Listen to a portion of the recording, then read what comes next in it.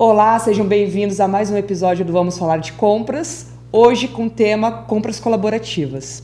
E para discutir esse tema super estratégico, convidei o mestre, o doutor, o sócio da Deloitte, mas a melhor parte é o meu amigo Márcio Panassol. Panassol, obrigada por aceitar o convite, por estar aqui tão chique. Eu adoro quando você vem assim, vestido de sócio. Mas antes da gente entrar nesse tema, que eu acho que está tão em evidência hoje, queria que você começasse contando da sua trajetória para todo mundo conhecer melhor o Márcio, ou o Panassol. Obrigado, Carol, pelo convite. Né? É um prazer muito grande poder compartilhar desses momentos e também dividir com vários profissionais que atuam na área discussões boas sobre o tema de compras. Né? Falando rapidamente da minha carreira, eu comecei a trabalhar muito cedo, por volta de 14 anos de idade, enfim. E talvez um grande marco na minha vida foi quando eu consegui passar no processo seletivo de uma Big Four. Ali realmente foi uma grande escola, né? Assim como as grandes empresas de consultoria e auditoria são. Trabalhei nessa firma por 14 anos e aí depois eu decidi mudar ao lado da mesa, né? E recebi um convite para trabalhar no Walmart. Passei por vários cargos executivos lá, sendo que os meus últimos 5 anos eu era o CPO lá, né? Então, vivi muito das dores e do dia a dia de quem lidera uma área de compras e pude sentir, ter claro na minha mente como importante é o papel de uma área de compras no negócio. Né? Trabalhei lá por 10 anos, então foi uma bela formação profissional que eu tive. E aí eu resolvi mudar de lado de mesa de novo, né? E aí eu mudei de ambiente, inclusive, né? E eu, por 1 ano, fui para o mundo de uma startup focada em auditoria de contas médicas, né? E ali foi um momento interessante que eu pude reavivar as minhas competências do mundo da consultoria e tudo mais. Então, foi um período assim, de muito aprendizado, né? Você sair de uma grande empresa com toda uma estrutura, secretária, enfim, todo aquele ambiente corporativo que todo mundo conhece, para uma startup onde no final do dia você lava faz tudo. Você lava a xícara do café que você tomou. E se você não fizer o café, não tem café. Exatamente. Né? Então foi muito bacana, uma experiência fantástica ter vivido durante 1 ano esse período, né? É interessante a gente poder ver como é difícil empreender no Brasil, né? E aí depois de ter recebido o 3º convite da Deloitte para me juntar a essa firma que eu sempre fui fã dela. Normalmente dizem que quando você recebe 3 convites, se você não aceita, é melhor não passar nem na calçada. Né? Então, por uma série de razões, enfim, eu acabei aceitando o desafio. Voltei para o mundo das Big Four e estou lá já por 10 anos. Nesse período todo, eu tive a oportunidade de trabalhar 1 ano na Austrália, atendendo clientes e fazendo projetos de procurement, supply chain, pelo escritório de Sydney. Então, foi também uma experiência riquíssima nesse aspecto. Né? Voltei um pouco antes da pandemia e aí sigo como sócio líder, né, dos nossos serviços para supply chain, mas eu diria que os pilares mais maduros são a parte de compras e a parte de logística. Em paralelo, né, algo que eu sempre gostei muito de fazer foi estudar, né, a minha graduação e o meu mestrado em contábeis. E há 2 anos e meio atrás, eu resolvi vestir as sandálias da humildade e me inscrevi num processo seletivo para entrar num doutorado na USP. Tive a honra de ser aprovado, né, e espero este ano concluir minha tese de doutorado, que é em compras. Legal. Então, muito feliz com relação a toda essa carreira. Eu posso olhar para a minha jornada e falar assim, poxa vida, né? Eu só tenho coisas a agradecer. E sou muito feliz por trabalhar nessa área de compras. Não, e você fazendo doutorado, sendo responsável por uma estrutura tão grande dentro da Deloitte, que é tão grande também, agradeço de novo por tirar um tempo estar aqui com a gente hoje. Que né, cada vez mais a gente tem que valorizar.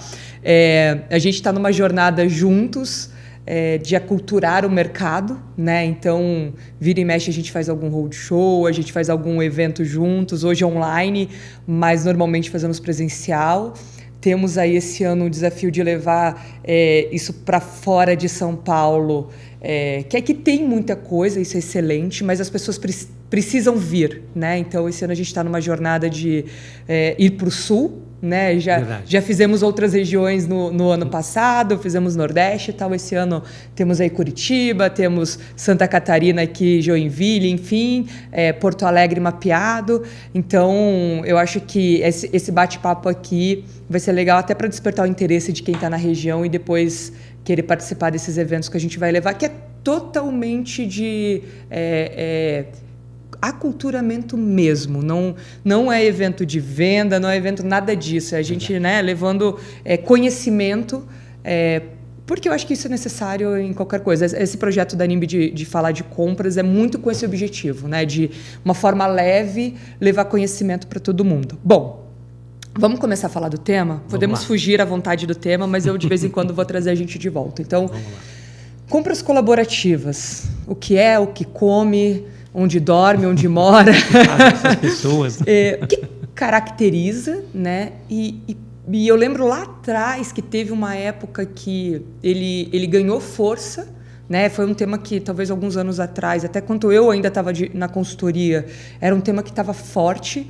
E aí, por N motivos, acabou não seguindo esse ritmo, na pandemia e tudo mais, mas agora volta novamente com força, né? Então, eu queria que você, como doutora aqui, contasse para a gente sua visão sobre o tema. Sem dúvida alguma, essa é uma modalidade de compras muito interessante, né? Assim, conceitualmente, compras colaborativas, ela começou dentro das próprias empresas, né? Na medida em que foram se consolidando demandas de compras de materiais, equipamentos ou mesmo contratação de serviços, no sentido de identificar alavancas de negociação, mas com base em volume. Então, você agrega volume, teoricamente, você pode fazer uma melhor negociação junto aos fornecedores. Começou por aí. Mas, com o passar do tempo, isso foi além das fronteiras, né, das empresas. E elas começaram a perceber que aí é o outro contexto, né? Esse primeiro é o interno, o segundo é o externo, que eu falei, poxa vida, muitas vezes um concorrente direto ou empresas de outros segmentos têm demandas parecidas por esses mesmos itens. Então, por que não fazermos aqui uma discussão, montarmos uma estratégia e partimos por uma negociação colaborativa?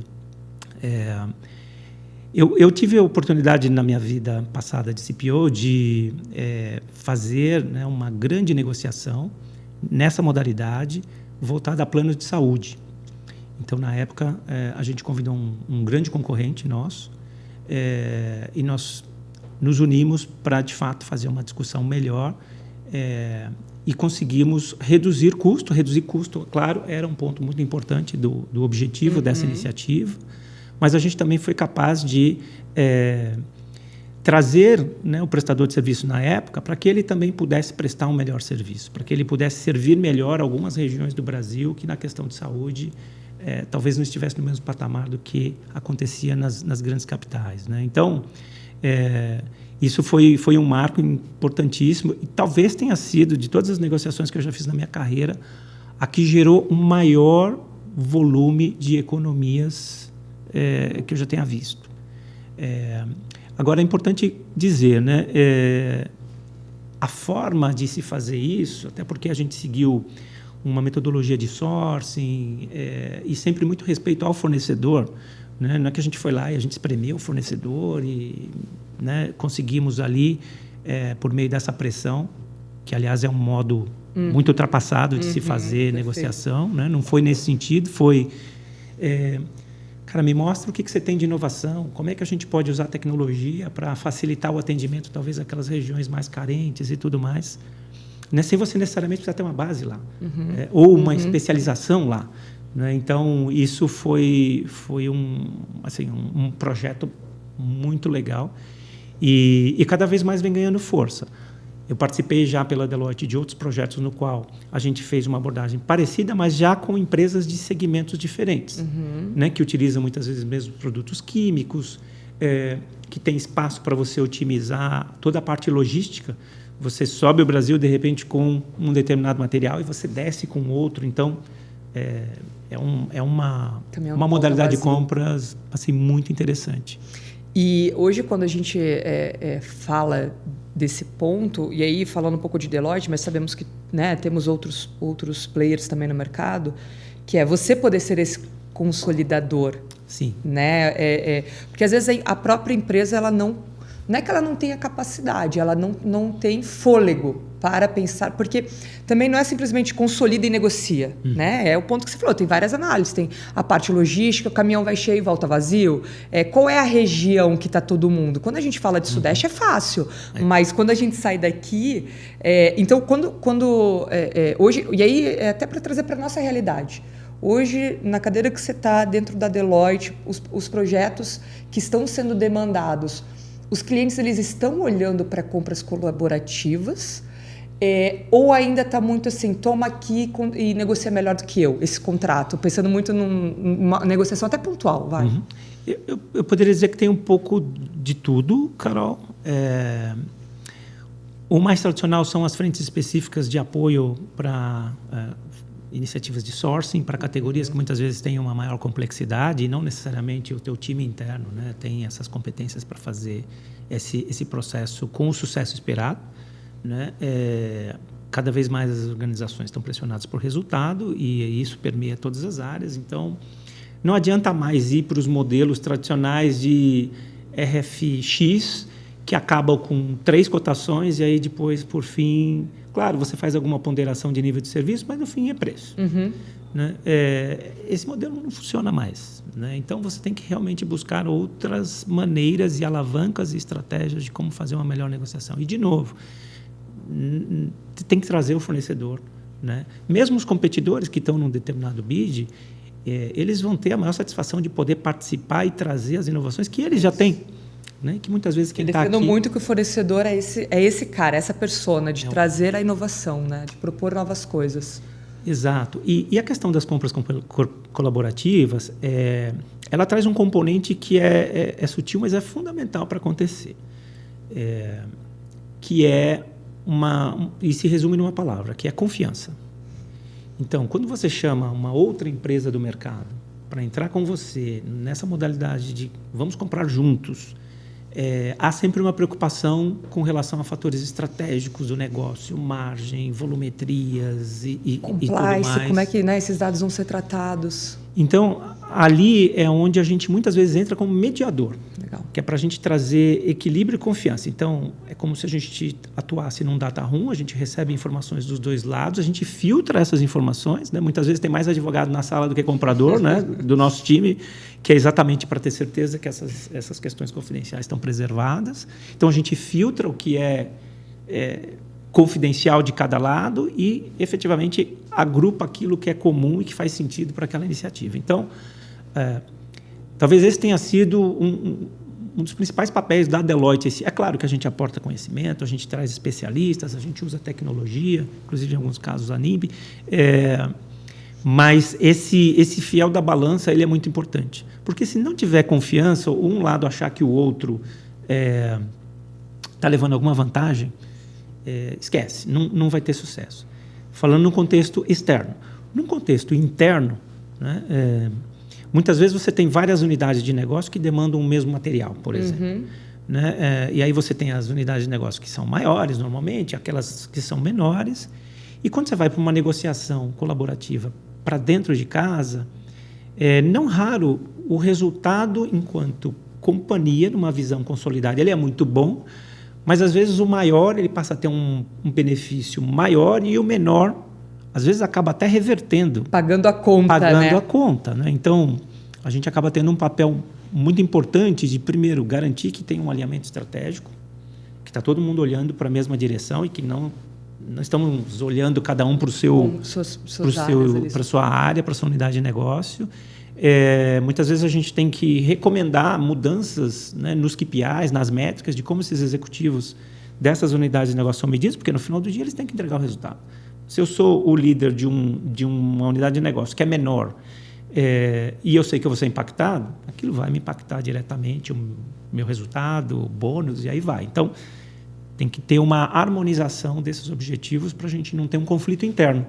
E aí até falando dessa parte interna, que a gente olha muito já da ponta com o fornecedor, né? Da negociação e tudo mais. Que a gente sabe que quanto maior o volume, obviamente maior o interesse desse fornecedor. Não só em questão de preço, mas em questão de propor inovações, como a gente está falando.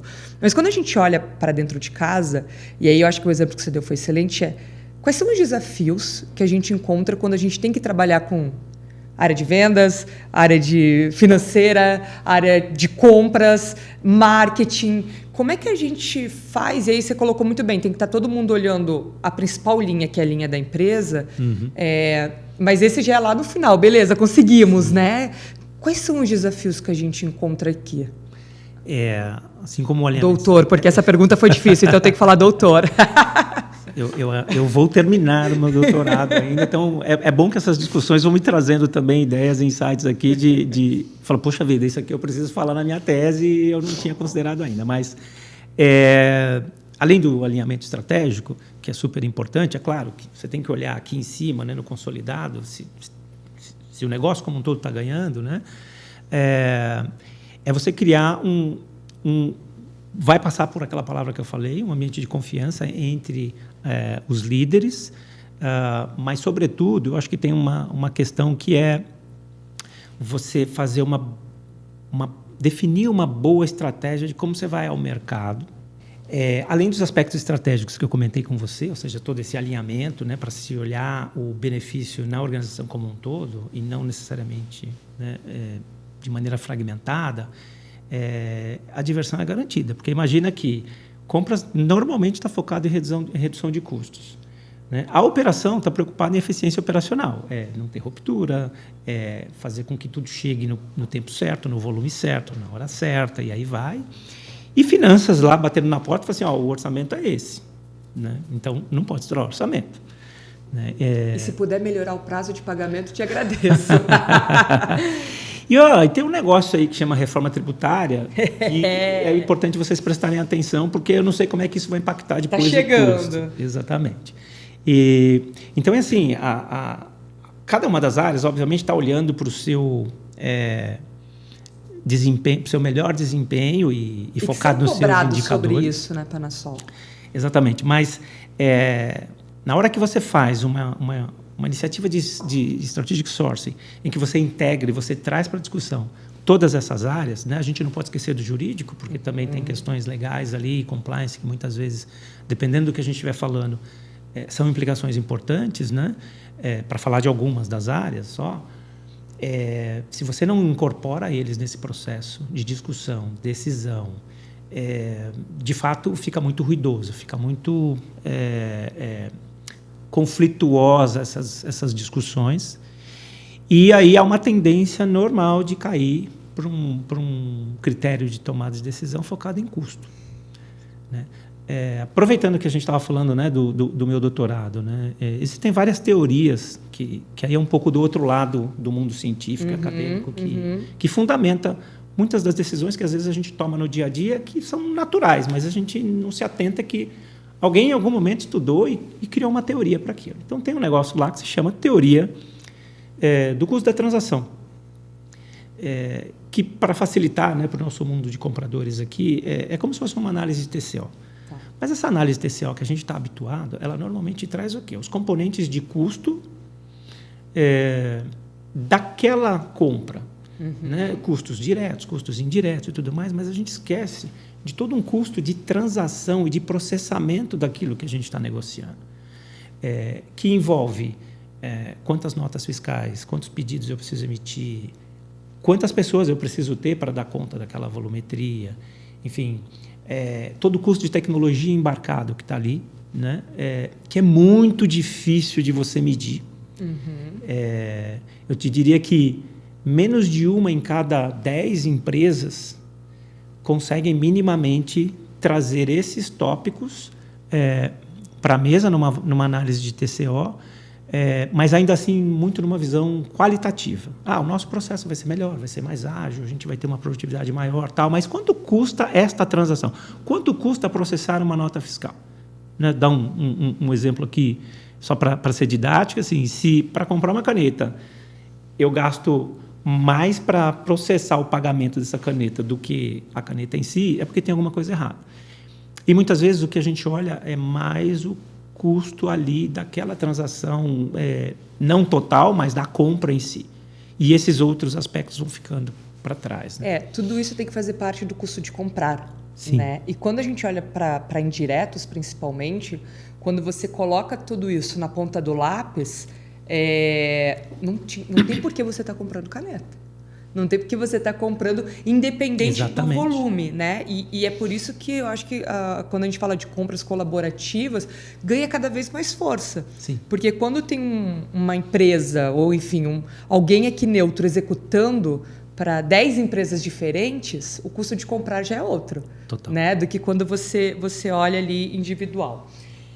Quando você estava colocando a questão das facilidades e dificuldades, principalmente pontuando as dificuldades que a gente tem para fazer uma compra colaborativa. E aí eu vou sair um pouco da compra em si. Uhum. Essas dificuldades que a gente tem é porque a gente ainda não é acostumado a uma cultura colaborativa. Né? Então, eu acho que tem um passo antes. Né? E aí eu queria que se você souber a resposta para dividir com a gente, que é como é que uma empresa pode promover isso? Porque a parte da colaboração, de novo, ela não é só em compras, ela tem vários momentos que, se tiver colaboração, vai ser muito mais fácil, um resultado melhor.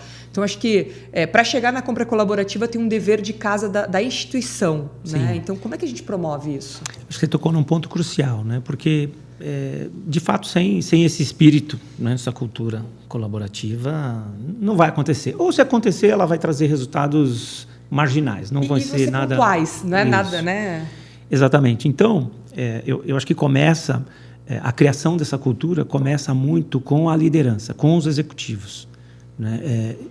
Porque na medida que eu olho para o meu executivo e eu vejo que todos eles, para o meu grupo de executivos, eu vejo que todos eles, o C-Level, atua de uma maneira muito sinérgica, muito integrada, e que um apoia o outro. Decisões compartilhadas, né? Ele já vai dando exemplos, né, para toda a organização. Né? Essa atitude, esse comportamento vai levando e vai permeando todas as áreas, né, de qualquer empresa. Agora, não dá para atribuir esse papel só a esse nível executivo. Né? Ele tem que partir cada vez mais da liderança média, né, do nível gerencial, muitas vezes, porque isso faz parte de uma competência que é cada vez mais importante no perfil de alguém que está liderando uma área de compras, para falar de compras. Né? Sem dúvida, isso que eu estou dizendo é aplicável a qualquer área, mas falando de compras, existe um conjunto de soft e hard skills básico. Inclusive, tem um doutor de Twente que se chama Klaas Steck. A tese de doutorado dele foi exatamente em analisar esse conjunto de skills. Ele fez uma pesquisa em vários países da Europa e tudo mais, e ele filtrou. E colaboração e inovação me chamou a atenção. Né? Então, assim, tem que partir da gente. A gente não pode ficar esperando que alguém, simplesmente pelo seu exemplo, vai me encantar e vou ser mais colaborativo com você agora, Carol. Isso tem que partir, né, das pessoas. Né? Então, eu acho que até um ponto de desenvolvimento muito importante que cada um tem que ter na sua grade. Eu acho que tem que estar lá no plano de desenvolvimento desde o estagiário. Né? Exatamente. Eu acho que o papel da empresa é colocar lá que é algo que precisa ser desenvolvido. E aí o seu papel como colaborador, desenvolver e fortalecer isso. Né? E aí, beleza. Então, temos aqui um caminho prático a seguirmos. Onde tecnologia entra nisso, Panasol? Porque quando a gente fala de transparência, eu acho que para a gente poder... Quando a gente fala de colaboração, para a gente colocar aqui no dia a dia, a gente está falando de transparência. Colaboração tem muito a ver com transparência, que eu poder colaborar com você, você tem que me falar o que você também quer, os seus desejos. Exato. E tudo mais, né? E a gente sabe... Então, nisso você fortalece comunicação e tantos outros pontos. E hoje a gente tem aqui a tecnologia que ela vem em todas as áreas, né? Então, você tem lá o RP no financeiro, você tem o e-procurement, então até a própria NIMB aqui na área de compra, você tem lá o marketing que usa algum outro, enfim. Como é que a tecnologia potencializa isso? Como é que ela pode ajudar uma empresa que já sabe o que tem que fazer, fez o checklist ali, mas é a dificuldade de chegar e de fazer tudo acontecer, né? Como é que... A tecnologia ela é um instrumento muito importante como meio para facilitar tudo isso acontecer, né? Porque o volume, né, dessas negociações e de tudo aquilo que permeia a área de compras, ele é muito grande, né? E se você não tem uma tecnologia adequada para te facilitar este processo, gerar informações, dashboards, análises de tudo aquilo que você está negociando, eventualmente numa compra colaborativa você tem critérios que vão além, se você estiver falando de trazer uma outra empresa do mercado para fazer essa compra em conjunto, você tem critérios muitas vezes que são mais aderentes a um lado do que a outro. Se a gente está falando de dentro de casa, diferentes unidades de negócio, você tem outros aspectos que você precisa considerar. Então, a tecnologia, e aí cada vez mais com inteligência artificial, permite você ter uma visão do todo, né, e criar cenários, né? Se eu calibrar um pouquinho mais para a direita esse indicador aqui, como isso se reflete nos outros indicadores, né? E aí você começando a atribuir pesos e medidas, você consegue chegar numa solução melhor, que muitas vezes, né, foi o tempo de usar um Excel para fazer essas coisas. E o que a gente vê, assim, tem muitas ferramentas muito conhecidas de mercado, mas que eu vejo essas soluções de procurement como se fosse um grande ERP. Está ali para processar o dia a dia, pedido de compra, negociação, o contrato, tal, beleza, mas falta esta camada adicional, né, que obviamente várias têm, mas não é nato dela. Está ali porque é para dizer que tem alguma coisa, né? Então, isso tem feito cada vez mais com que startups, muitas vezes, ou assim como vocês têm feito muito lá na NIMB, criem soluções complementares que você acopla e aí isso te dá uma visão, né, estratégica melhor, né?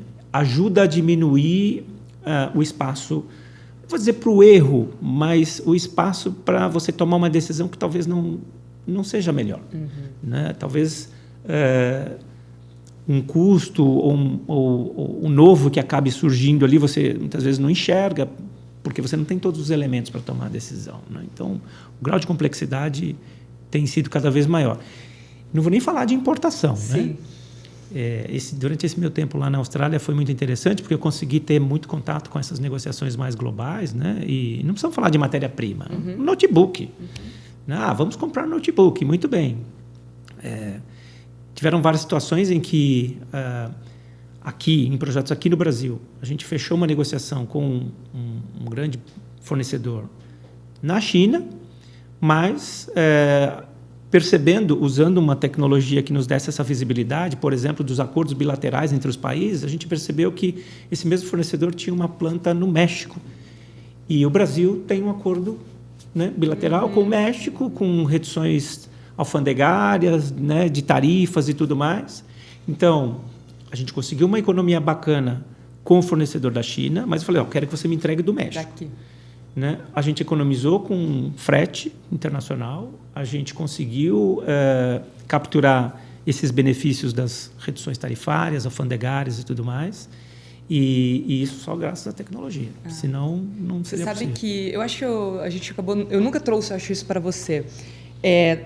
A pesquisa do ano passado da Deloitte, com CPOs, ela trouxe que uma relação que... Eu acho que a única área que estava com uma relação melhor com a área de compras era a área jurídica. Verdade. Né? Todas as demais tinham piorado, enfim. E quando eu vi isso, a gente está muito numa linha de ecossistema pensando em colaboração, né? Foi quando a gente fechou a parceria com a DocuSign. Porque foi um ponto que... E aí é por isso que eu digo que o dado ele é muito importante. Porque aquela informação que estava na tua pesquisa mostrou para a gente que se esse cara está mais próximo, quando você fala de sistemas e processos, ele não pode estar fora do ecossistema de compras, né? Então, a gente trouxe para cá, muito olhando para isso, onde hoje a gente tem essa parceria que aí ela traz, além da colaboração entre as áreas, traz transparência. Né? Então, o comprador, ele sabe exatamente o status do contrato dele. O jurídico sabe exatamente o status, porque é a mesma informação. O fornecedor sabe a mesma coisa. O requisitante que estava pedindo aquele contrato também sabe. E todos estão acessando um único lugar. Né? Então, até para trazer esse ponto que quando a gente fala da colaboração e tudo mais, e de tomada de decisão por dados, a gente tomou essa decisão de fortalecer o nosso ecossistema com a parte de CLM, assinatura digital, por conta de informações que a Deloitte entregou para a gente no ano passado. Não me cobrem nada por isso, já aconteceu. Não, mas muito legal, porque, de fato, esses são os diferenciais daquela base do e-procurement tradicional, né? E isso foi uma coisa que chamou a atenção, né? Quando nós compilamos o resultado da pesquisa global, enfim, quem quiser ter acesso a essa pesquisa está no site da Deloitte, é só colocar CPO Survey, Global CPO Survey, vai aparecer para vocês, está lá disponível. Vale a pena, gente. Tem perto de 70 páginas, então é um material bastante rico, né? E isso a gente percebeu que, de fato, as relações de compras com as outras áreas, elas vêm se deteriorando por uma série de razões. Uma delas talvez seja porque já há alguns anos que a gente vem notando na pesquisa a relevância do fator redução de custo, ela está perdendo espaço para eficiência operacional. Né? Claro, o custo continua sendo importante, mas se eu não tenho aquele item no tempo e no momento que eu preciso, eu tenho outras perdas, né? E aí isso causa um atrito muito grande nas relações entre compras e os seus clientes internos. E o jurídico, e aí provavelmente muito em função do período pós-pandemia, e aí, enfim, vieram umas outras situações muito ruins, depois guerras e tudo mais, né? Agora um certo tarifaço vindo ali da América do Norte, né? Mas que faz parte dos movimentos geopolíticos. Então, isso faz com que a área de compras e o jurídico precisem realmente atuar mais próximos.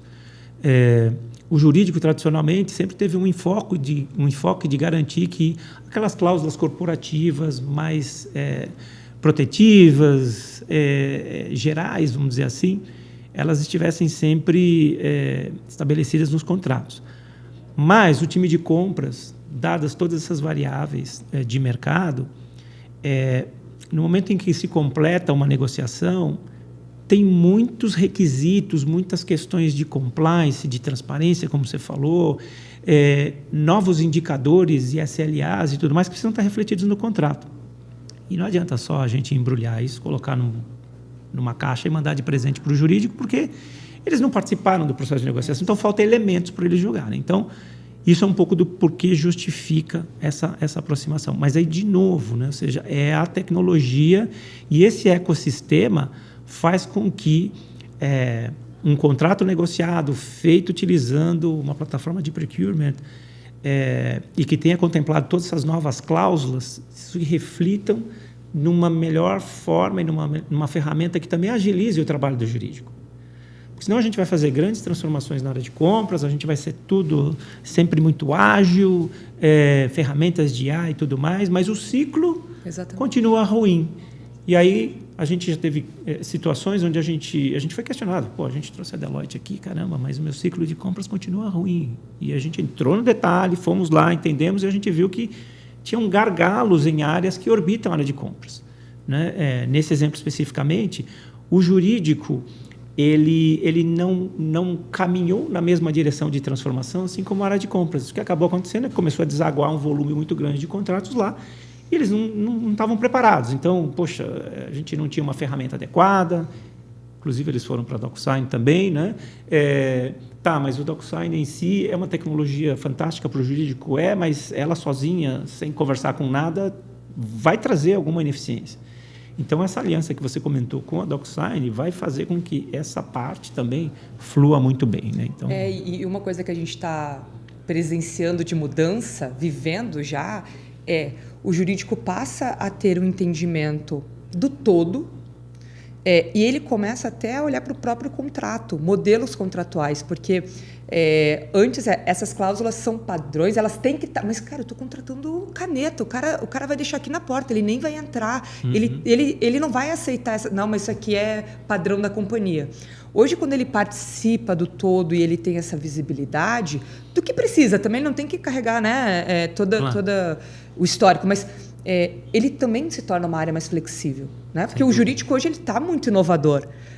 Então ele também começa a virar e falar, não, olha só, se você está contratando só isso, é esse contrato básico para te garantir a qualidade daquele produto e a entrega. Você não precisa mais criar tudo isso aqui. Então, o jurídico, que em muitos momentos foi gargalo porque se levava 60 dias para ter uma assinatura de contrato, hoje, para contratos estratégicos, talvez você leve 60 dias. Mas para os teus contratos de dia a dia, você já está levando 10. 15, né? Exato. Porque tem essa questão de atualização.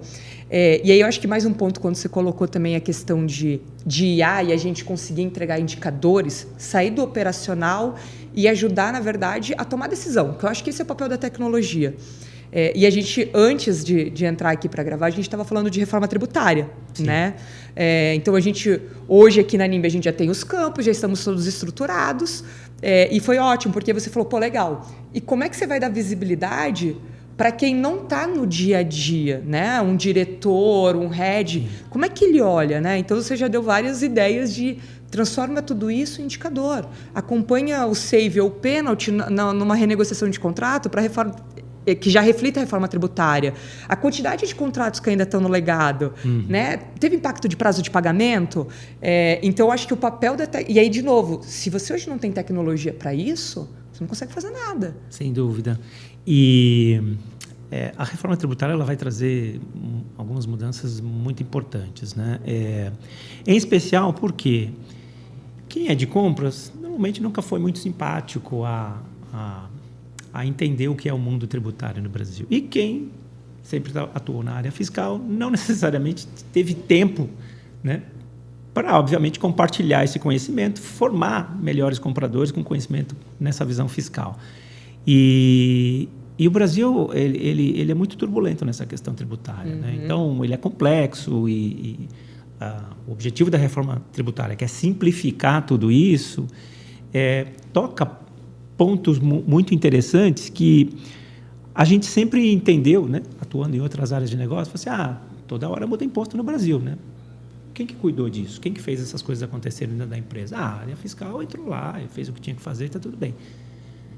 Essa reforma tributária não. Essa reforma tributária ela mexe nas pontas, né, de supply chain, desde a área de compras até a parte de vendas, a área comercial. E não adianta, se todas essas áreas não se engajarem, junto com a área tributária, obviamente, que tecnicamente lidera, né, essas discussões, e, não menos importante, a área de TI,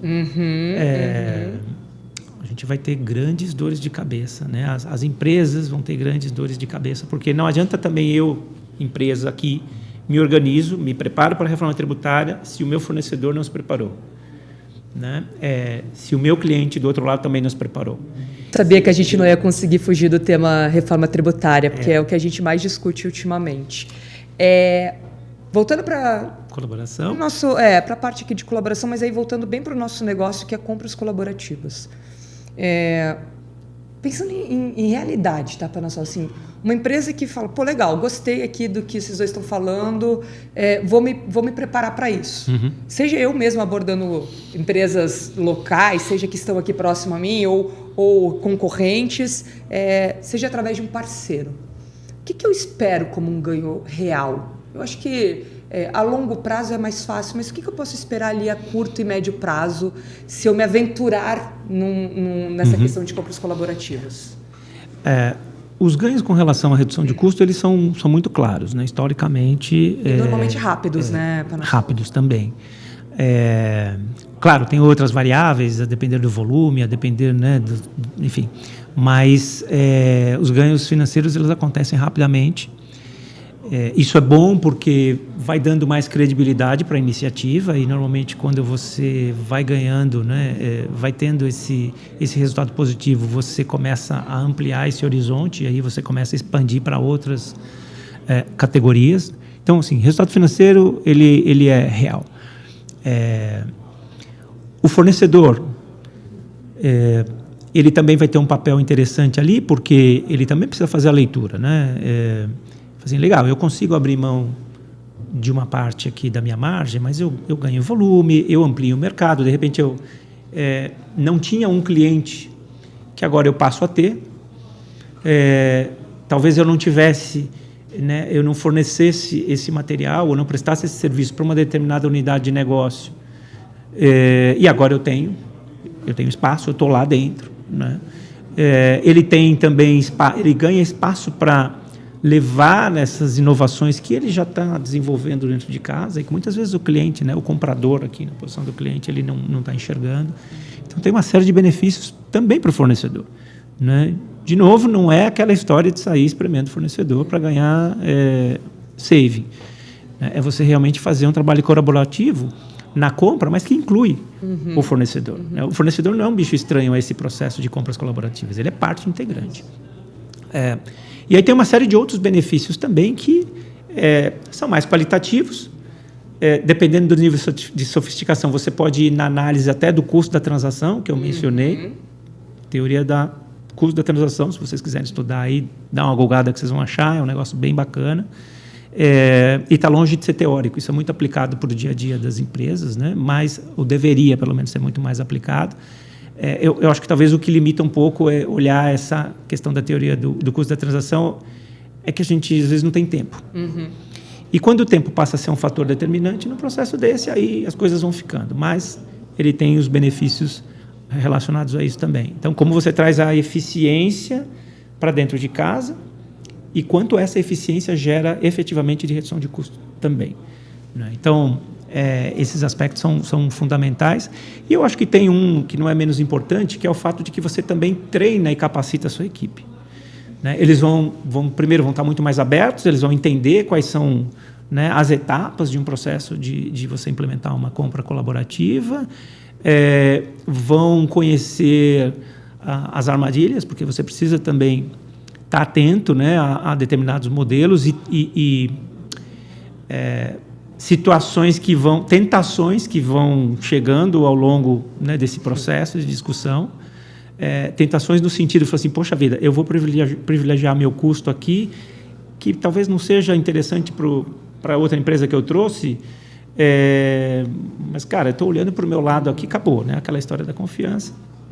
Então, como os benefícios eles são muito claros, a tentação é de você olhar e tentar puxar os benefícios para você, quando, na verdade, ele precisa ser compartilhado. E esse mundo de compras colaborativas, que principalmente quando a gente fala, por exemplo, que uma Deloitte executa, você pensa, bom, se a Deloitte faz, então é só para as empresas iluminadas, para as empresas grandes. A gente já está chegando, ou a gente já chegou no momento de falar de colaboração para as médias e pequenas? Talvez seja o lugar onde mais tem espaço, né? E eu vivenciei um pouco dessa experiência nos meus tempos de varejo como executivo, em que redes menores de varejo elas começaram a se juntar, não é, para conseguir melhores negociações com as grandes empresas de mercado, né? Porque um varejista pequeno,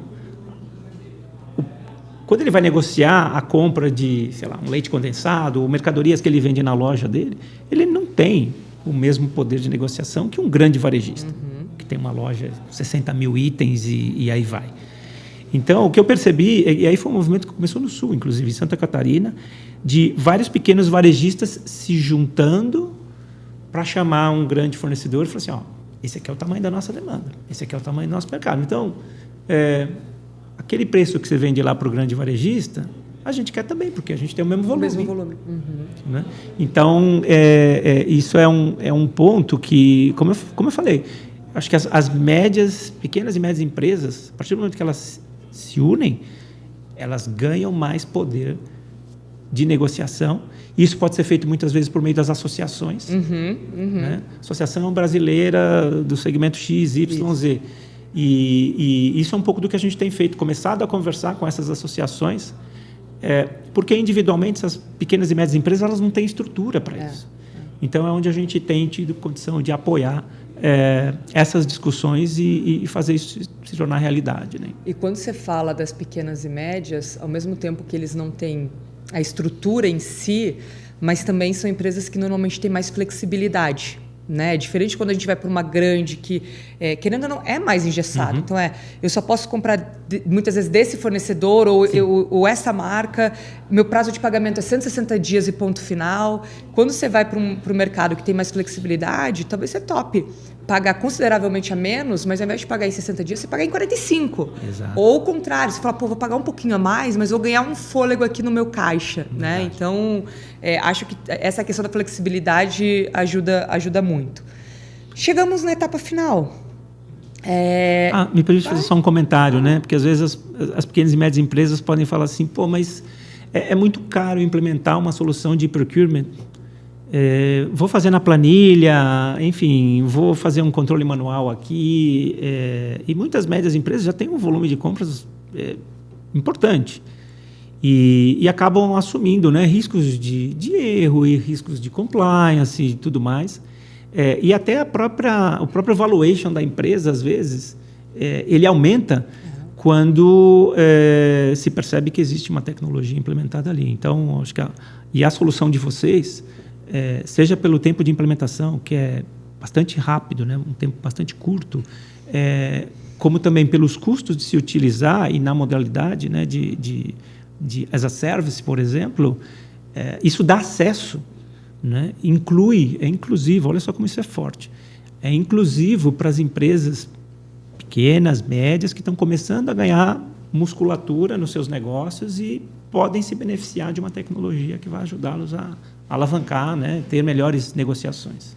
E eu acho que além de todos esses pontos muito bem colocados, inclusive a gente viveu um momento que a gente viveu antes da pandemia, de muito dinheiro no mercado, e ali durante um período até da pandemia também, para se comprar empresa, para se investir, nós fomos contratados diversas vezes porque a empresa estava se preparando para ir para o mercado, né?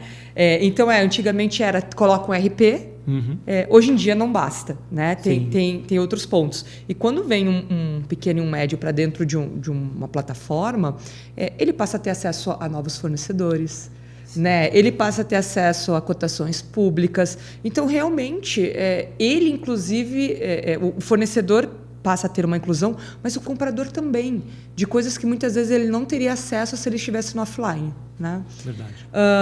Bom, dito tudo isso, vamos para a nossa pergunta final. Eu gosto de terminar muito mais com conselho do que qualquer outra coisa, né? Então, independente de tamanho de empresas, que eu acho que a gente já conseguiu fazer bem as separações, mas quero entrar nesse mundo de compras colaborativas, né? Como eu começo? Essa pergunta de $1 milhão de dólares, né? Mas eu acho que tem uma boa notícia aí, né? Esse processo é mais simples do que assim, não tem ciência de foguete, não tem nada que seja complexo, né? Cada empresa com a sua estrutura de compra, seja ela grande, pequena, média, enfim, não importa. Eu acho que se começa a partir de um diagnóstico, né? Então, faz uma análise dos seus gastos, do seu spend, quanto a gente compra do quê, quando, de quem, e aí vai. Se faz uma análise, quais são dessas categorias aquelas que eventualmente fazem mais sentido eu pilotar, não vou nem dizer. Né? Vamos fazer um piloto com uma categoria e vamos implementar essa modalidade de compras colaborativas. Né? Quem do mercado compra esses mesmos itens ou contrata esses mesmos serviços? Será que a gente pode se plugar em alguém que é muito maior do que nós e a gente ir junto? Mas é claro que, para ser uma relação justa, né, é importante que a gente leve também alguma coisa, né, de bom para essa relação. Mas é esse diagnóstico. Você pode chamar um parceiro, uma empresa de consultoria para te ajudar, enfim, são as análises rápidas e normalmente a gente acaba, por ter visibilidade, né, de vários segmentos e do mercado como um todo, a gente já tem como parâmetro algumas categorias que são mais aderentes. Fala, isso aqui faz mais sentido, isso aqui, cara, não vai por aí, isso aqui é um leilão, isso aqui vai ser uma RFP mesmo, né? inclusive, é legal você ter tocado nesse assunto, e essa última pergunta é super importante, porque a Deloitte desenvolveu uma metodologia que é uma tabela periódica de Strategic Sourcing. Está no nosso site também, então... Já vi, vocês, é eu tenho muito legal. Eu fiz um artigo que saiu na revista Lead para falar, né, dessa tabela periódica, e ali você já tem vários insights para te ajudar a entender o que faz mais sentido e o que não faz. Porque você pode ir para uma modalidade de compra colaborativa, mas você pode explorar outras alavancas e estratégias que você embute ali naquela modalidade. Então, é um belo guia, consultem aí que vocês vão gostar. Inclusive, eu tinha dado a dica de vocês pintarem uma parede do escritório de vocês com a tabela, tá? Continuo aguardando isso. Está anotado. Então, assim, é mais simples esse processo. Você identifica o que é mais aderente, o que não é mais aderente, pilota para você testar esse modelo, né? Tem toda uma curva de aprendizado ali que é importante.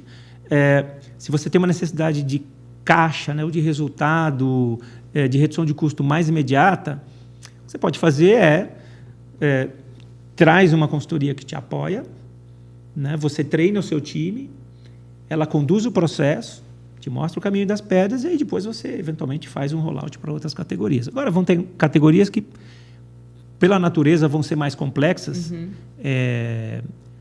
Ter realmente alguém que te apoie ajuda, faz diferença. E eu acho que essa parte do pilotar que você colocou, ele é necessário, porque a gente vê muitas empresas falando assim, não, ou é 8 ou 80. Ou eu vou com tudo ou eu não vou com nada. Mas quando você pilota, além de você ter ideia do que vem e até aprender, né, a questão do processo e tudo mais, te ajuda a defender internamente. Sim, né? Então, dúvida. Você consegue subir para as outras áreas, para as demais diretorias, e falar, olha, a gente pilotou essas 3 categorias aqui e foi isso que aconteceu. E muitas vezes o resultado não é igual. Né? Você às vezes consegue uma melhor qualidade no produto, mantive o meu custo, mas melhorei o produto. Poxa, agora ou melhorei a entrega, e essa específica eu melhorei custos. Né? Então, acho que a parte do pilotar, que é uma coisa que eu vejo a Deloitte sempre defendendo, é bem, bem interessante. Obrigada, Márcio Panassol. Meu amigo Márcio Panassol. Eu que agradeço mais uma vez. Você sabe sempre que feliz. Sou sua fã, você é o cara. Fiquei muito feliz com a aula de hoje. A gente vai ter outras, pode ter certeza, porque quando a gente vai fazer a pauta do que queremos falar, você poderia entrar em todos os tópicos que a gente colocou aqui. E eu admiro muito essa parte didática. Que você tem um conhecimento absurdo e você traz para a gente com uma facilidade que está até dando vontade de voltar a ser compradora, entendeu? Quando a gente gosta do que a gente faz, né? Eu acho que a gente incorpora várias personas, né? Então, eu fico feliz de saber que eu tenho essa capacidade de falar para diferentes públicos, e eu sempre procuro realmente utilizar vocabulários que cada um no seu quadrado, vamos dizer assim, consiga entender, né? A gente falou da reforma tributária, né? Falar de reforma tributária para compradores é super difícil, então eu procuro meios de transformar isso em algo que seja factível e faça parte do dia a dia. Da mesma maneira que eu também, quando eu faço os meus estudos, eu procuro sempre aprender com esse olhar de como é que eu aterrizo isso para o meu mundo, fazendo sempre um deparo, né? Porque senão fica sempre tudo muito técnico, muito cansativo. E distante, né, Panassol? E distante, né? Bom, é isso. Muito obrigado, eu que agradeço. Pessoal, um prazer estar aqui com vocês, e contem comigo para outras oportunidades. Virão outras podcasts. Obrigada.